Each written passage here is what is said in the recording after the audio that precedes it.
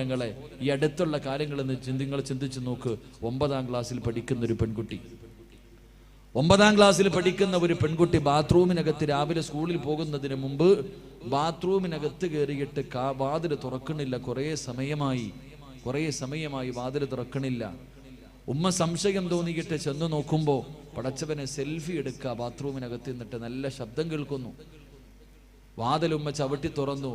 തെള്ളി തുറന്നകത്തേക്ക് കയറിയപ്പോൾ 9ാം ക്ലാസ്സിൽ പഠിക്കുന്ന മകള് ശരീരത്തിൽ ഒരു നൂൽ ബന്ധം പോലും ഇല്ലാതെ സെൽഫി എടുത്തുകൊണ്ടിരിക്കുക. സ്വന്തം ചിത്രം, സ്വന്തം ഫോട്ടോ ഇങ്ങനെ മൊബൈലിൽ പകർത്തുന്നു. ഉമ്മ തന്റെ പൊന്നുമോളെ ഒരുപാട് തല്ലി. അവസാനം ഉമ്മയ്ക്ക് സങ്കടം വന്നു. മകളോട് ചോദിച്ചു, ആർക്ക് വേണ്ടിയാ മോളെ നീ ഈ ഫോട്ടോ എടുത്തത്? ആ സമയത്ത് 9ാം ക്ലാസ്സിൽ പഠിക്കുന്ന മകള് പറഞ്ഞു കൊടുത്തൊരു മറുപടിയുണ്ട്. എൻ്റെ ക്ലാസ്സിൽ 33 കുട്ടികൾ പഠിക്കുന്നുണ്ട്. ആ 33 പെൺകുട്ടികളിൽ 26 പേരും അവരുടെ നഗ്നചിത്രം എടുത്തുകൊണ്ടുവന്ന് കൂട്ടുകാരെ മുഴുവനും കാണിച്ചു. ഇന്ന് കൊണ്ടുപോകേണ്ടത് ഞാനാ, എൻ്റെ കൂട്ടുകാരെ കാണിക്കാൻ വേണ്ടിയാണ് ഞാനിതെടുത്തത് എന്ന് ആ പൊന്നുമോള് പറയുമ്പോൾ, എൻ്റെ പ്രിയമുള്ളവരെ, ഇന്നത്തെ മക്കളുടെ അവസ്ഥ എവിടെ എത്തി നിൽക്കുന്നു? കാസർഗോഡ് ജില്ലയിൽ 31 വയസ്സുള്ളൊരു സഹോദരി പെട്ടെന്ന് ഗർഭിണിയായി. ഭർത്താവ് ഗൾഫിൽ പോയിട്ട് 1.5 കൊല്ലമായി. എങ്ങനെയാണ് ഗർഭിണിയായതെന്നറിയില്ല. ഭർത്താവ് ഗൾഫിൽ പോയി ആകെ വിഷയമായി. അവസാനം ആ പെണ്ണ് അള്ളാഹുവിൻ്റെ ഖുർആൻ എടുത്ത് സത്യം ചെയ്തിട്ട് പറഞ്ഞു, എൻ്റെ ഭർത്താവല്ലാതെ എൻ്റെ ശരീരത്തിൽ ആരും തൊട്ടിട്ടില്ല, എൻ്റെ ഭർത്താവല്ലാതെ ഒരാളും എൻ്റെ ശരീരത്ത് തൊട്ടിട്ടില്ല, പിന്നെ എങ്ങനെ ഗർഭിണിയായി? കിടന്നുറങ്ങുമ്പോൾ നല്ലതുപോലെ സൂക്ഷിക്കാനാ നിനക്കിത് പറയണേ. ഇന്ന് മുതൽ കിടന്നുറങ്ങുമ്പോൾ നീ നല്ലതുപോലെ ആലോചിക്കണം. വീട്ടിൽ മക്കളുണ്ടെങ്കിൽ സൂക്ഷിക്കണം. ഈ ഉമ്മ അല്ലാഹുവേ എങ്ങനെ ഗർഭിണിയായി എന്നറിയില്ല. +1 എങ്ങാണ്ട് പഠിക്കുന്നൊരു മകനുണ്ട്, 10ലോ +1ലോ പഠിക്കുന്നൊരു മകൻ. ഈ മകന്റെ സ്വഭാവത്തിലൊരു മാറ്റം കണ്ടപ്പോ ആരോ കൊണ്ടുപോയി ഒരു കൗൺസിലിംഗ് നടത്തിയപ്പോൾ ആ മകൻ പറഞ്ഞു, എൻ്റെ ഉമ്മയുടെ വയറ്റിൽ കിടക്കണ കുഞ്ഞിന്റെ തന്ത ഞാനാണെന്ന്. അള്ളാഹു നമ്മളെ കാക്കുമാറാകട്ടെ. സ്വന്തം ഉമ്മയ്ക്ക് മയക്കുമരുന്ന് കൊടുത്തിട്ട് ഈ മകനാണ് ഈ പണി ഒപ്പിച്ചതെങ്കിൽ, എൻ്റെ പ്രിയമുള്ള സഹോദരങ്ങളെ, എന്തുകൊണ്ടാണ് നമ്മുടെ മക്കൾ ഇങ്ങനെ ആകുന്നത്? എല്ലാ വാപ്പമാർക്കും പരാതിയാ, ഉസ്താദെ ഞാൻ പറഞ്ഞ അനുസരിക്കില്ല, മുടിവെട്ടുന്നില്ല, അവൻ നിസ്കരിക്കുന്നില്ല, ഖുർആൻ ഓതുന്നില്ല, എത്ര നല്ല കാര്യം പറഞ്ഞാലും ചെയ്യണില്ല, അവൻ എന്നെ ചീത്ത വിളിക്കുന്നു, എന്നെ ബഹുമാനിക്കുന്നില്ല, പരാതി പറയുന്നല്ലോ. എന്തേ അതിൻ്റെ കാരണമെന്നറിയൂ? നിങ്ങളുടെ മക്കൾ വഴിപിടച്ചു പോകാനുള്ള കാരണം, നാട്ടുകാരൊരു പഴഞ്ചൊല്ല് പറയാറുണ്ട്, കുഞ്ഞിലെ ശീലം അവസാനം വരെ ഉണ്ടാകുമെന്ന്. എൻ്റെ പ്രിയപ്പെട്ട സഹോദരങ്ങളോട് പറയുന്നു, നിങ്ങളുടെ വീട്ടിൽ ചെറിയ മക്കളുണ്ടെങ്കിൽ, പ്രായപൂർത്തിയാകാത്ത ചെറിയ കുട്ടികൾ നിങ്ങളുടെ വീട്ടിലുണ്ടെങ്കിൽ നിങ്ങൾ നല്ലതുപോലെ സൂക്ഷിക്കണം. ചെറിയ മക്കൾ നിങ്ങളുടെ വീട്ടിലുണ്ടെങ്കിൽ നിങ്ങൾ പറയും, ഉസ്താദേ കുട്ടിയല്ലേ, കുഞ്ഞല്ലേ, അവനൊന്നും അറിയില്ല എന്നാ നമ്മൾ വിചാരിക്കണേ. എൻ്റെ പ്രിയമുള്ളവരെ, അള്ളാഹുവിൻ്റെ വിശുദ്ധമായ ഖുർആൻ പറഞ്ഞു, 3 സമയങ്ങളിൽ പ്രായപൂർത്തിയാകാത്ത മക്കൾ ഉമ്മയുടെയും വാപ്പയുടെയും ബെഡ്റൂമിൽ കിടക്കണമെങ്കിൽ അനുവാദം ചോദിക്കണമെന്ന് അള്ളാഹുവിൻ്റെ വിശുദ്ധ ഖുർആൻ. 3 സമയം. സ്വന്തം ഉപ്പാന്റെ ഉമ്മാന്റെ റൂമിൽ കയറണമെങ്കിൽ അനുവാദം ചോദിക്കണം. പ്രായപൂർത്തിയാകാത്ത കൊച്ചുമക്കൾ, 9 വയസ്സിന്റെ താഴെ പ്രായമുള്ള കുട്ടികൾ, 3 അവസരത്തിൽ 1ാമത്തെ അവസരം സുബഹിക്ക് മുമ്പുള്ള സമയം, നട്ടുച്ച സമയം, ഇശായിക്ക് ശേഷമുള്ള സമയം. ഈ 3 സമയത്തും ഉമ്മയുടെയും ബാപ്പയുടെയും ബെഡ്റൂമിലേക്ക് മക്കൾ കയറാൻ പാടില്ല, അനുവാദം ചോദിക്കണം. കാരണം സുബഹിക്ക് മുമ്പുള്ള സമയം ഉമ്മയും ബാപ്പയും നല്ല ഉറക്കത്തിലാ. ഉമ്മയുടെ ഔറത്ത് തുറന്നു കിടക്കാം, വാപ്പയുടെ ഔറത്ത് തുറന്നു കിടക്കാം. ചെറിയ കുട്ടി ഓടി ചെല്ലുമ്പോൾ ഉമ്മയുടെ ഔറത്ത് കണ്ട ആ മകന്റെ മനസ്സിന്റെ ഉള്ളിൽ അത് പതിയും, അവൻ തലതിരിഞ്ഞു പോകാൻ അത് കാരണമാകും. സ്വന്തം വാപ്പയുടെ ഔറത്ത് 8 വയസ്സുള്ള മകള് കണ്ടാൽ, 7 വയസ്സുള്ള മകള് കണ്ടാൽ അവരുടെ മനസ്സിന്റെ ഉള്ളിലേക്ക് അതിന് ചിന്ത, ഭാവിയിൽ അത് ബാധിക്കാൻ സാധ്യതയുണ്ട്. അതുകൊണ്ട് അള്ളാഹുവിന്റെ ഖുർആൻ പറഞ്ഞു, സ്വന്തം വാപ്പയുടെയും ഉമ്മയുടെയും ഔറത്ത് പോലും മക്കള് കാണാൻ പാടില്ല എന്ന് ഖുർആൻ പഠിപ്പിക്കുമ്പോൾ നിങ്ങൾ എന്തേ ചെയ്യണത്? ഇന്ന് നിങ്ങൾ ഇംഗ്ലീഷ് പടം കാണുന്നത് ഒരുമിച്ചിരുന്നല്ലേ? വാപ്പായും ഉമ്മായും മക്കളും കൂടെ ഒരുമിച്ചിരുന്നിട്ട് ഇംഗ്ലീഷ് പടം കാണുന്ന കാലം, അരപ്പാവാടയിട്ട് ആടുന്ന പെണ്ണിന്റെ ആട്ടം കാണുന്ന കാലം. പിന്നെ ഓടിയില്ലെങ്കിലല്ലേ കുഴപ്പമുള്ളൂ. അല്ലാഹു ഈമാൻ നൽകുമാറാകട്ടെ, അല്ലാഹു ഈമാൻ നൽകുമാറാകട്ടെ. ചെറിയ മക്കള് വീട്ടിലുണ്ടെങ്കിൽ എന്റെ പ്രിയമുള്ള സഹോദരങ്ങളെ, ഒരു ചരിത്രം പറഞ്ഞുകൊണ്ട് അല്ലാഹുവേ പടച്ചവനെ, ഈ സദസ്സിലിരിക്കുന്ന മാതാപിതാക്കൾക്ക് അല്ലാഹുവേ പടച്ചവരെ സമാധാനം കിട്ടാൻ ഒരു ചരിത്രം സൂക്ഷിക്കാൻ ഒരു ചരിത്രം പറഞ്ഞു തരാ. മഹാനായ ജാബിർ റളിയല്ലാഹു തആല അൻഹു, അല്ലാഹുവിന്റെ പ്രവാചകന്റെ സ്വഹാബിയാണ് ജാബിർ റളിയല്ലാഹു തആല അൻഹു. രണ്ടാൺമക്കളാണുള്ളത്. ജാബിർ തങ്ങളും ഭാര്യയും മക്കളും വല്ലാത്ത സന്തോഷമാ. ഒരു ദിവസം സന്തോഷം കാരണം അവരെല്ലാവരും തുള്ളിച്ചാടുകയാണ്. അതിന്റെ കാരണം എന്തെന്നറിയോ? അവരുടെ വീട്ടിലേക്ക് മഹാനായ അസ്റഫുൽ ഖൽഖ് നബി മുഹമ്മദ് മുസ്തഫ സല്ലല്ലാഹു അലൈഹി വസല്ലമ തങ്ങൾ, അല്ലാഹുവിന്റെ പ്രവാചകനും സഹാബത്തും ഭക്ഷണം കഴിക്കാൻ വരികയാണ്. റസൂലുള്ള വിരുന്ന് വരുന്ന ദിവസമോ സന്തോഷം കാരണം ജാബിർ തങ്ങളും ഭാര്യയും കിടന്ന് വല്ലാത്ത സന്തോഷത്തിലാ. ജാബിർ തങ്ങൾ പറഞ്ഞു, പെണ്ണേ അല്ലാഹുവിന്റെ റസൂലിന് ഭക്ഷണമുണ്ടാക്കുക. ഭാര്യ അടുക്കളയിലേക്ക് ഭക്ഷണം ഉണ്ടാക്കാ പറഞ്ഞു വിട്ടിട്ട് ജാബിർ റളിയല്ലാഹു തആല അൻഹു അല്ലാഹുവിന്റെ റസൂലിന് കൊടുക്കണമല്ലോ. ആടിന്റെ ഇറച്ചി വല്ലാത്ത ഇഷ്ടമാണല്ലോ. ഓടി ചെന്നിട്ട് ഒരു ആടിനെ പിടിച്ച് അറുക്കുകയാണ്. ഒരാടിനെ പിടിച്ചറുത്തു. എന്നിട്ട് അതിന്റെ ഇറച്ചി മുഴുവനും എടുത്തിട്ട് അടുക്കളയിലേക്ക് കടന്നു വന്ന് പ്രിയപ്പെട്ട ഭാര്യയുടെ കൂടെ അടുക്കളയിൽ നിന്ന് കറിയുണ്ടാക്കുകയോ. അവിടെ നിന്ന് ഭർത്താവ് ഇറച്ചിക്കറി വെക്കുന്നു, ഭാര്യ ചപ്പാത്തി റെഡിയാക്കുന്നു. രണ്ട് മക്കളെ വീടിന്റെ വെളിയിൽ നിന്ന് കളിക്കുകയാണ്. രണ്ടുപേർക്കും പ്രായപൂർത്തിയായിട്ടില്ല. അല്ലാഹുവേ, വീടിന്റെ വെളിയിൽ നിന്ന് കളിച്ചു കൊണ്ടിരിക്കുമ്പോ മൂത്ത മകൻ അനുജനോട് ചോദിച്ചു, മൂത്തവനുണ്ടല്ലോ അനുജനോട് ചോദിച്ചു, മോനെ വാപ്പ ആടിനെ അറുക്കുന്നത് എങ്ങനെയാണെന്ന് കണ്ടോ? വാപ്പ ആടിനെ അറുത്തത് എങ്ങനെയാണെന്ന് കണ്ടോ? ജേസൻ അനുജനോട് ചോദിച്ചപ്പോ അനുജൻ പറഞ്ഞു, ഇല്ലയിക്കാ, വാപ്പ ആടിനെ അറുത്തത് എങ്ങനെയാണെന്ന് ഞാൻ കണ്ടില്ല. മോന് കാണണോ? വാപ്പ ആടിനെ അറുത്തത് എങ്ങനെയാണെന്ന് കാണണോ? അനുജൻ പറഞ്ഞു, കാണണമിക്കാ. എന്തേ ചെയ്തതെന്നറിയുവോ? എന്തേ ചെയ്തതെന്നറിയുവോ? പടച്ചറപ്പേ, വാപ്പ ആടിനെ അറുത്ത കത്തിയെടുക്കുകയാണ്. വാപ്പ ആടിനെ അറുത്ത കത്തിയെടുക്കുകയാ. എന്നിട്ടൊരു കയറെടുത്തു. എന്നിട്ട് തന്റെ കൂടപ്പിറപ്പിന്റെ ചാരത്തേക്ക് കടന്നു വരികയാണ്. വാപ്പാടിന്റെ കൈകാല് കെട്ടിയതുപോലെ അനുജന്റെ കൈകാല് കെട്ടുകയാ. എന്നിട്ട് വാപ്പാടിന്റെ കഴുത്ത് തിരിച്ചു വെച്ചതുപോലെ തന്റെ സഹോദരന്റെ കഴുത്തിങ്ങനെ തിരിച്ചു വെക്കുകയാണ്. എന്നിട്ട് വാപ്പാടിന്റെ കഴുത്തിലെ കത്തി വെച്ചറുത്തല്ലോ. ആ കത്തിയെടുത്തിട്ട് തന്റെ പൊന്നാര അനുജന്റെ കഴുത്തിൽ വെച്ചിട്ട് അറുക്കുകയാ. സുബ്ഹാനല്ലാഹ്, തന്റെ അനുജന്റെ കഴുത്തറ്റു പോവുകയാണ്. അല്ലാഹുവേ, മരണവ് പ്രാണത്തിൽ കിടന്ന് പിടയുകയാണ്. തന്റെ പൊന്നാര അനുജനുണ്ടല്ലോ, അല്ലാഹുവേ, മരണത്തോട് മല്ലടിക്കുന്നത് കണ്ടപ്പോ, അവിടെ കിടന്ന് കൈകാലുകൾ ഇട്ടടിക്കുന്നത് കണ്ടപ്പോ കയ്യിലിരുന്ന കത്തിയെടുത്ത് വലിച്ചെറിഞ്ഞിട്ട് ഈ പൊന്നുമോനോടുകയാ. അല്ലാഹുവേ, തന്റെ പൊന്നാര അനുജന് പിടഞ്ഞു പിടഞ്ഞു മരിക്കുന്നത് കണ്ടപ്പോ പേടിച്ച് ഈ പൊന്നുമോനോടുകയാണ്. അല്ലാഹുവേ, ഉയരമുള്ള സ്ഥലത്തേക്ക് ഓടിക്കേറുകയാ. ഉയരമുള്ള സ്ഥലത്തേക്ക് ഓടിക്കേറുമ്പോ അവന്റെ കാല് തെറ്റിയിട്ട് താഴെ വീഴുകയാ. വീഴുന്ന അവസരത്തില് ആ പൊന്നുമകന്റെ തല ഒരു കല്ലിലടിച്ചിട്ട് അവന്റെ തല പൊട്ടിയിട്ട് തലച്ചോറ് തിറയ്ക്കുകയാണ്. അവന്റെ തലച്ചോറ് തെറിക്കുകയാ. അവിടെ കിടന്നിട്ടൊന്ന് കരയാ, ഒന്ന് വിളിക്കാൻ പോലെ കഴിഞ്ഞില്ല. ആ പൊന്നുമോന്റെ തല പൊട്ടിയിട്ട് അവിടെ കിടന്ന് രക്തമൊലിച്ചവനും മരണപ്പെടുകയാ. രണ്ട് മക്കള് വീടിന്റെ വെളിയിൽ മരിച്ചു കിടക്കുന്നു. ഭാര്യയും ഭർത്താവും ഒന്നും അറിയാതെ അടുക്കളയിൽ നിന്ന് ഭക്ഷണം വെക്കുകയാണ്. അവസാനം നെയ്തീർന്നു പോയി. ജാബിർ തങ്ങളുടെ ഭാര്യയുണ്ടല്ലോ, നെയ്വാകുന്നതിന് വേണ്ടി വീടിന്റെ വെളിയിലേക്ക് കടന്നു വരികയോ, നെയ്വാങ്ങുന്നതിന് വേണ്ടി വീടിന്റെ വെളിയിലേക്ക് കടന്നു വരുമ്പോ സുബ്ഹാനല്ലാഹ്, ഒരു ഉമ്മ കാണാൻ കഴിയാത്ത കാഴ്ചയല്ലേ.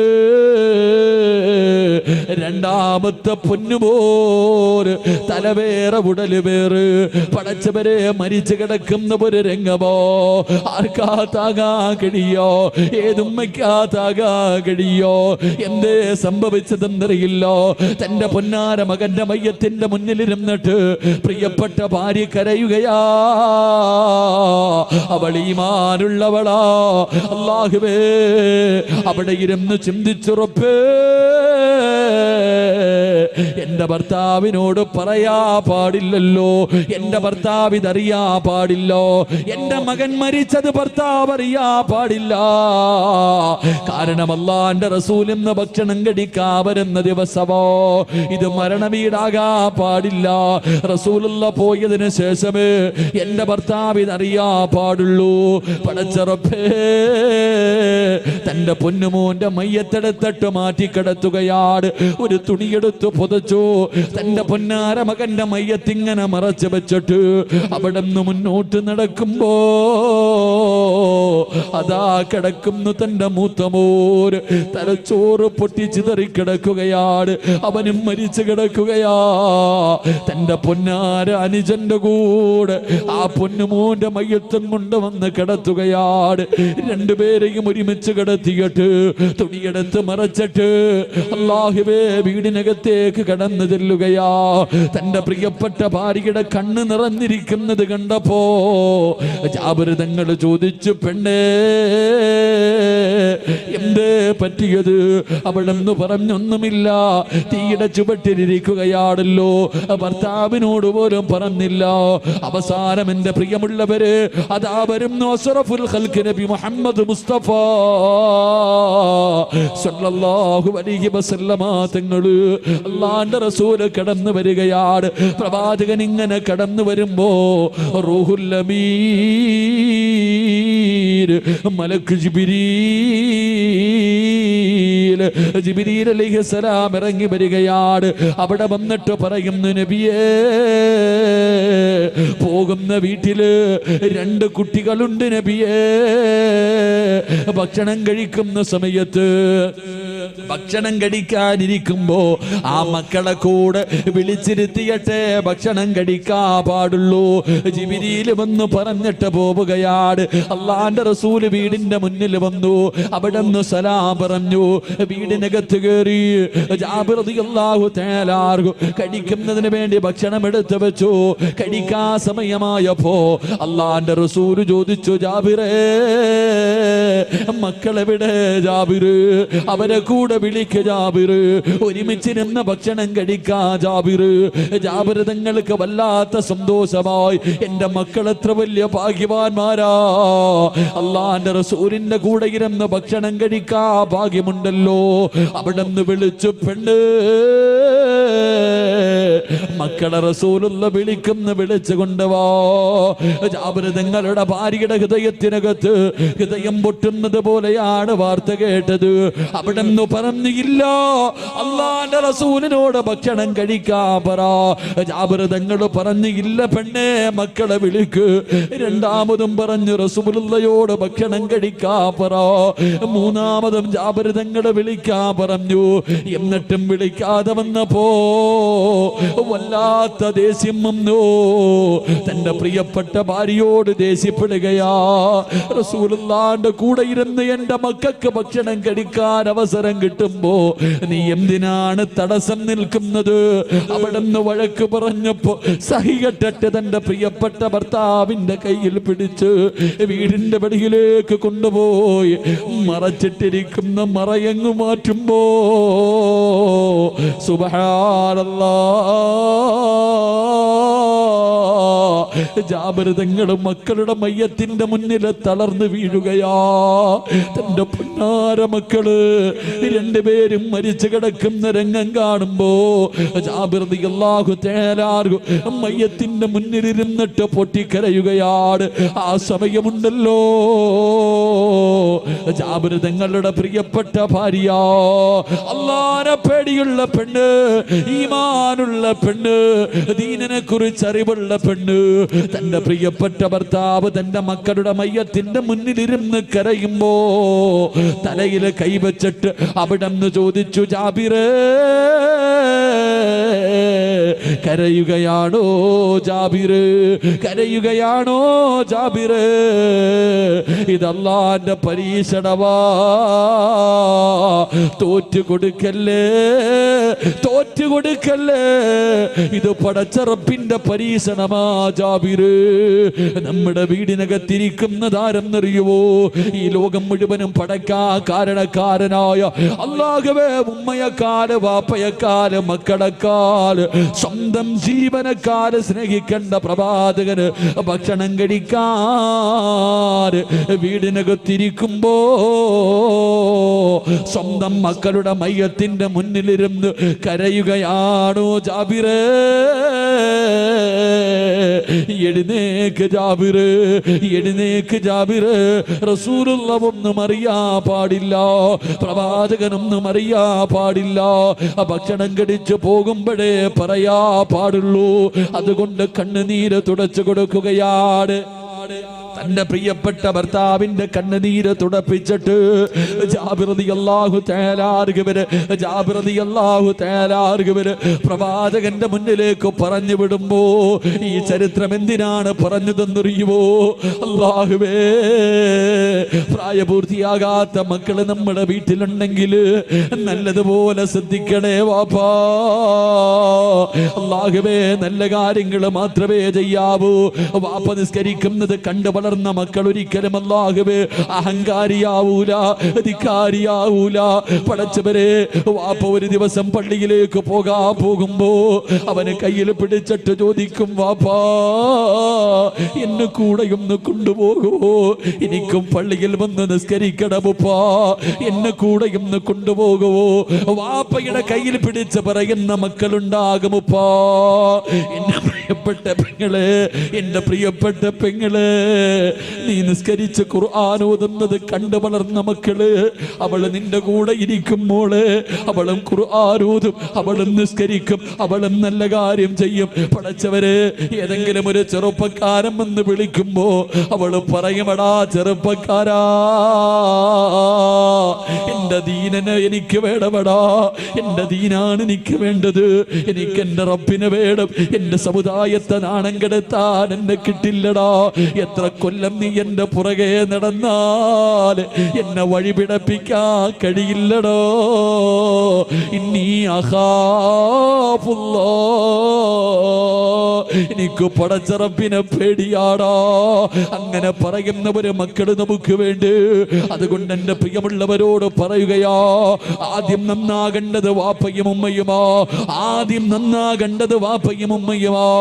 നിങ്ങളെ കണ്ടാണ് മക്കള് വളരുന്നത്, നിങ്ങളെ കണ്ടാണ് മക്കള് പ്രവർത്തിക്കുന്നത്. അതുകൊണ്ട് എന്റെ പ്രിയമുള്ളവരോട് വാഴ്ന്നു നിർത്തുകയാ, എന്റെ പ്രിയമുള്ളവരോട് വാഴ്ന്നു നിർത്തുകയാ. എന്റെ പ്രിയമുള്ളവര്, ഏത് തലതിരിഞ്ഞു പോയ മക്കളും നന്നാകണമെന്ന് ആഗ്രഹമുണ്ടോ? മാതാപിതാക്കൾ പറഞ്ഞാൽ അനുസരിക്കാത്ത മക്കള് കാരണം കണ്ണുനീര് കുടിക്കുന്ന എത്രയോ ഉപ്പമാരുണ്ട്, എത്രയോ ഉമ്മമാരുണ്ട്. എന്റെ പ്രിയമുള്ളവര്, അല്ലാഹുവിന്റെ റസൂൽ പറയുകയാണ്, പരിശുദ്ധമായ ഖുർആനിലെ ഒരു സൂറത്ത് ഓതിയാൽ ഏത് വൃത്തികെട്ടവനും നന്നാകുമെന്ന് നബി മുഹമ്മദ് മുസ്തഫ. അല്ലാഹുവിന്റെ റസൂലാ പറഞ്ഞത്, പരിശുദ്ധമായ ഖുർആനിലെ ഒരു ചെറിയ സൂറത്ത് ഓതിയാൽ ഏത് വൃത്തികെട്ടവനും നന്നാകും. നന്നാകുമെന്ന് നബി മുഹമ്മദ് മുസ്തഫ സല്ലല്ലാഹു അലൈഹി വസല്ലമ തങ്ങൾ പറയുമ്പോ ഞാനൊരു സൂറത്ത് പറഞ്ഞു തരാ ഓതിയാ കിട്ടുന്ന പ്രതിഫലം കേൾക്കടോ. ഒന്ന്, അല്ലാഹു സന്തോഷവും സമാധാനവുമുള്ള ഒരു ജീവിതം തരുമെന്ന് നബി മുഹമ്മദ് മുസ്തഫ സല്ലല്ലാഹു അലൈഹി വസല്ലമ തങ്ങൾ. രണ്ടാമത്തെ പ്രതിഫലം എന്തെന്നറിയുമോ?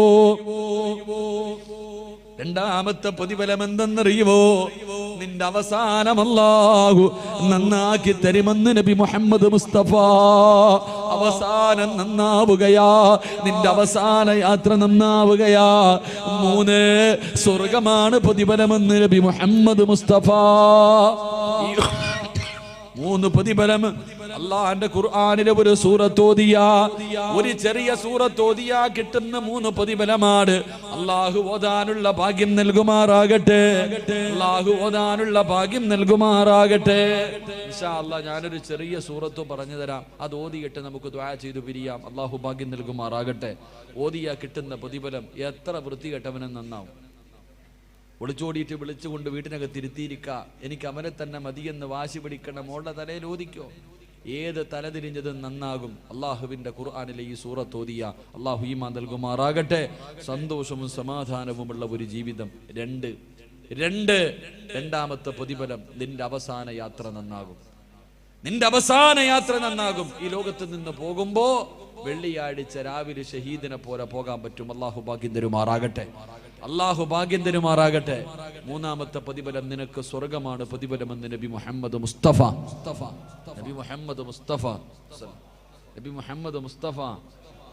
അപ്പൊ ഇൻഷാ അല്ലാഹ് ഓതാ മനസ്സുള്ളവര് മാത്രം കൈവക്കിക്കെ. ചെറിയ സൂറത്ത്. അൽഹംദുലില്ലാഹ്. അള്ളാഹു നല്ല മരണം നൽകുമാറാകട്ടെ. എൻ്റെ പ്രിയമുള്ള സഹോദരങ്ങളെ, നിങ്ങളത് ഓർത്തിട്ടിരിക്കുകയല്ലേ? ഉസ്താദിപ്പയുടെ റസൂലുള്ളാഹിനെ കാണാനുള്ള ആയത്തിലിരിക്കുക. ഇൻഷാ അല്ലാഹ് അള്ളാഹു മരിക്കുന്നതിന് മുമ്പ് ഒരിക്കലെങ്കിലും കാണാൻ ഭാഗ്യം കൊടുക്കുമാറാകട്ടെ. എൻ്റെ പ്രിയമുള്ള സഹോദരങ്ങളെ, അടുത്ത വർഷം എത്ര പെൺകുട്ടികളെ കെട്ടിക്കും എനിക്കറിയില്ല, അതൊന്നും അറിയില്ല. പക്ഷേ എനിക്കെൻ്റെ മാലിക് ദിനാർ നല്ല പേരിട്ടിരിക്കണ ഈ ചാരിറ്റബിൾ ട്രസ്റ്റിൻ്റെ സംഘാടകരോട് എനിക്ക് പറയാനുള്ളത്, അടുത്ത വർഷവുമില്ല ഈ സദസ്സിലൊരു 34 വയസ്സുള്ളൊരു പാവപ്പെട്ട പെൺകുട്ടിയുണ്ട്. ഞാൻ ആ പെൺകുട്ടി എന്നെ വിളിച്ച നമ്പർ ഞാൻ ഒരുപാട് തപ്പി നോക്കി, പക്ഷെ എനിക്കത് ആരെന്നറിയില്ല. ഈ സദസ്സിൽ കാണും. ഇൻഷാ അല്ലാഹ് ആ പെൺകുട്ടി നിങ്ങളെ സമീപിക്കും. ആ പാവപ്പെട്ട പൊന്നുമോള് നിങ്ങളെ സമീപിക്കുമ്പോൾ ആ മോളുടെ നിക്കാഹിന് വേണ്ടി നിങ്ങളാൽ കഴിയുന്ന നിങ്ങൾ കൊടുക്കണം. ഉറപ്പായിട്ടും ആർക്ക് കൊടുത്തില്ലെങ്കിലും ആ പൊന്നുമോളെ നിങ്ങൾ ഏറ്റെടുക്കണം. അള്ളാഹു ഭാഗ്യം നൽകുമാറാകട്ടെ. എന്താ റാഫി മറക്കല്ലേ മോനെ, മറക്കല്ലേ. അള്ളാഹു നമുക്ക് ഈമാൻ നൽകുമാറാകട്ടെ. ആ മോക്ക് 34 വയസ്സുണ്ട്. തൻ്റെ താഴെയുള്ളവർക്ക് 32 വയസ്സുണ്ട്. അതിൻ്റെ താഴെയുള്ളവർക്ക് 28 വയസ്സ്. അള്ളാഹു നിങ്ങൾ ചിന്തിക്ക്. 34,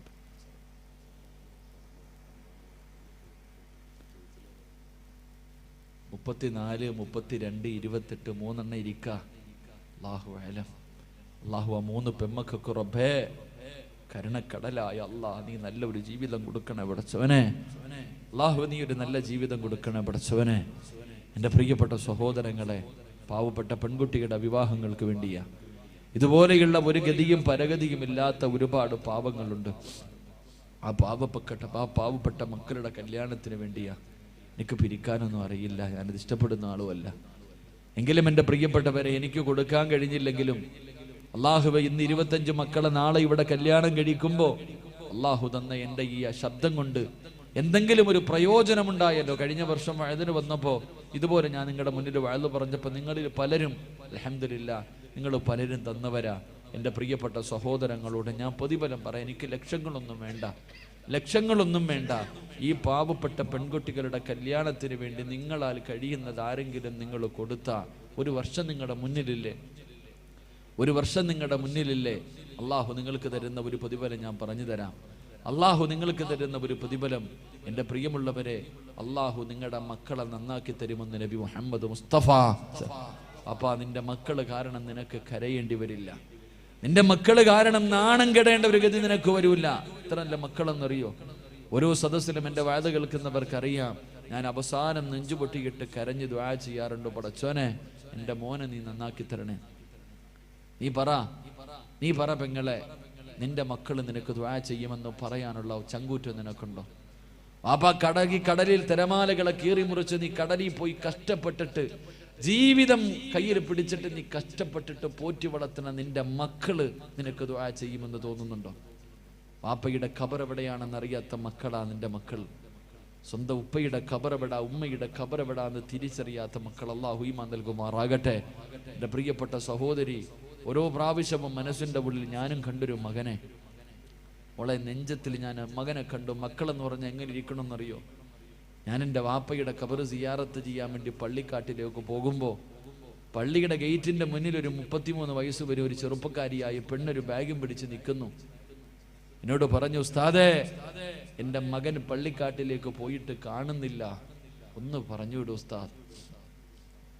ഞാനിങ്ങനെ പോയി നോക്കി, അവിടെയെങ്കിലും ആരും കണ്ടില്ല. നല്ലതുപോലെ നോക്കിയില്ല, ഞാൻ ചുമ്മാതിങ്ങനെ ഒന്ന് കണ്ണോടിച്ച് നോക്കി, അവിടെങ്ങും കണ്ടില്ല. ഞാൻ വന്നിട്ട് പറഞ്ഞു, ഇത്ത അവിടെങ്ങും ആരുമില്ല. ഇല്ല ഉസ്താദേ, എൻ്റെ മോനുണ്ട്, ജുബയും തൊപ്പിയൊക്കെ ധരിച്ചവൻ കോളേജിൽ പഠിക്കുക, ഹാഫിദിന് പഠിക്കുക, 17 ജുസു കാണാതെ പഠിച്ചു. ഇന്ന് ലീവ് കഴിഞ്ഞിട്ട് തിരിച്ചു പോകുകയാ, വാപ്പയോടൊന്ന് യാത്ര പറയാൻ പോയതാ ഉസ്താദേ, ഒന്ന് പെട്ടെന്ന് പറഞ്ഞുവിടുവോ, ബസ് വരാൻ സമയമായി ഉസ്താദ്, എനിക്ക് ശുദ്ധിയില്ല, ഒന്നെൻ്റെ മോനെ പറഞ്ഞുവിടുവോ? ഉമ്മ, ഞാനിങ്ങനെ പള്ളിക്കാട്ടിൽ തെരഞ്ഞു നോക്കി. ഞാനിങ്ങനെ പള്ളിക്കാട്ടിൽ തെരഞ്ഞു നോക്കുമ്പോൾ വെള്ള ജുബയും തൊപ്പിയൊക്കെ ഇട്ടൊരു ചെറിയ മകൻ അവൻ്റെ വാപ്പാടെ ഖബറിൻ്റെ ചാരത്ത് ഇരുന്നിട്ട് ദുആ ചെയ്യാ. അതാ കാണാഞ്ഞേ? അവനവൻ്റെ ഉപ്പയുടെ ഖബറിൻ്റെ ചാരത്ത് ഇങ്ങനെ ഇരുന്ന് കരഞ്ഞു ദുആ ചെയ്യാ. ഞാൻ അടുത്ത് എന്നിട്ട് പറഞ്ഞു, മോനെ, ഉമ്മ വിളിക്കുന്നടാ, പെട്ടെന്ന് പോകാൻ പറഞ്ഞു. എഴുന്നേക്കണ സമയത്ത് അവൻ എൻ്റെ കയ്യിൽ പിടിച്ചിട്ട് പറഞ്ഞു, ഉസ്താദേ, എൻ്റെ വാപ്പയ്ക്ക് വേണ്ടി ഒന്ന് ദുആ ചെയ്യൂ, എൻ്റെ വാപ്പാന് വേണ്ടി ഒന്ന് ദുആ ചെയ്യ. എൻ്റെ കയ്യിൽ ഇങ്ങനെ പിടിച്ചിട്ടാ മകൻ. അവനെങ്ങനെ പറയണ കണ്ടപ്പോൾ സഹിച്ചില്ല. ഞാൻ ആ ഖബറിൻ്റെ ചാരത്ത് അവനെയും പിടിച്ചു നിർത്തിയിട്ട് ഫാത്തിഹ ഓതി, ഖുൽഹു അല്ലാഹ് ഓതി, ഫലക് ഓതി, നാസ് ഓതി ദുആ ചെയ്യാൻ സമയമായപ്പോൾ ഞാൻ അവനെ ചേർത്ത് പിടിച്ചിട്ട് പറഞ്ഞു, മോനെ, നീ ദുആ ചെയ്യടാ. അള്ളാഹുവിൻ്റെ ഖുർആൻ 17 ജുസ് നീ കാണാതെ പഠിച്ചവനാ. നീ ദുആ ചെയ്താൽ നിന്റെ വാപ്പയ്ക്ക് വലിയ സന്തോഷമാകും, അള്ളാഹു നിന്റെ ദുആ സ്വീകരിക്കും. മോനെ, നീ ദുആ ചെയ്യാൻ പറഞ്ഞപ്പം പറഞ്ഞില്ല ഉസ്താദെ, നിങ്ങൾ ദുആ ചെയ്യ, എന്നെ കൊണ്ട് ചെയ്യിപ്പിച്ചു. അവസാനം ആ ചെറിയ മകന്റെ നിർബന്ധത്തിന്റെ മുന്നിൽ വഴങ്ങിയിട്ട് ഉമ്മ, ഞാൻ ആ ഖബറിന്റെ ചാരത്ത് നിന്ന് ദുആ ചെയ്യാൻ തുടങ്ങി.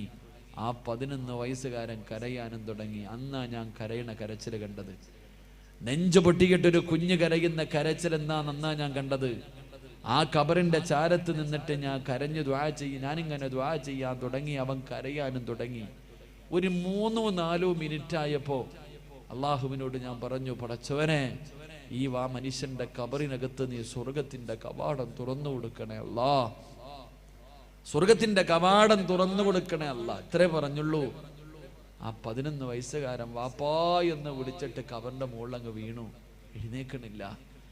എത്ര പിടിച്ചു പൊക്കാൻ നോക്കിയിട്ടും അവ എഴുന്നേക്കണില്ല. അങ്ങനെ തേങ്ങ വാപ്പയുടെ ഖബറിന്റെ മുകളിൽ കിടന്ന് കരഞ്ഞവന്റെ കണ്ണിൽ നിന്ന് വീഴുന്ന കണ്ണുനീര് അവന്റെ ഉപ്പയുടെ പച്ച മണ്ണിന്റെ മുകളിൽ, അവന്റെ വാപ്പയുടെ ഖബറിന്റെ മുകളിലെ മണ്ണ് അവന്റെ ജുബ്ബയിൽ പറ്റി ഞാനിങ്ങനെ തുടച്ചു അഴുക്കായി. അവൻ എന്നിട്ട് ഇങ്ങനെ തേങ്ങ. 11 വയസ്സുകാരന്റെ കരച്ചില് കണ്ടപ്പോ ഇവന്റെ കരച്ചില് നിർത്താൻ ഞാൻ പറഞ്ഞു, മോനെ, നീ കരഞ്ഞാ നിന്റെ വാപ്പയ്ക്ക് വല്ലാത്ത വേദനയുണ്ടാകും. നിന്റെ ഉപ്പയും നീ കരയുന്നത് കണ്ടാ ഖബറിൽ കിടന്ന് കരയും. മോനെ, നീ കരയില്ലേ എന്ന് പറഞ്ഞപ്പോ പെട്ടെന്നവൻ എന്നോട് ചോദിച്ചു, ഉസ്താദെ, ഞാൻ കരഞ്ഞാ എൻ്റെ വാപ്പ കരയോ? കരയുമെന്ന് പറഞ്ഞപ്പോൾ അവൻ പറഞ്ഞു, എങ്കിൽ ഞാൻ ഇനി കരയില്ല. ആ പൊന്നുമോൻ പെട്ടെന്ന് കണ്ണുനീര് തുടച്ചു. ഞാൻ അവന്റെ കയ്യിൽ പിടിച്ച് പള്ളിക്കാട്ടിൽ നിന്ന് വെളിയിലേക്ക് കൊണ്ടുപോകാൻ പോകുമ്പോ അവൻ എൻ്റെ കയ്യിൽ എന്നോട് പറഞ്ഞു, ഉസ്താദെ, എൻ്റെ കയ്യിൽ നിന്ന് വിടുവോ, എൻ്റെ കയ്യിൽ നിന്ന് വിടുവോ? അല്ലാഹുവേ, ഞാൻ കയ്യിൽ നിന്ന് വിട്ടു. അവന്റെ വാപ്പയുടെ ഖബറിന്റെ ചാരത്തേക്ക് തിരിഞ്ഞു നിന്നിട്ട് അവിടെ നിന്ന് പറഞ്ഞു, അസ്സലാമു അലൈക യാ അബീ.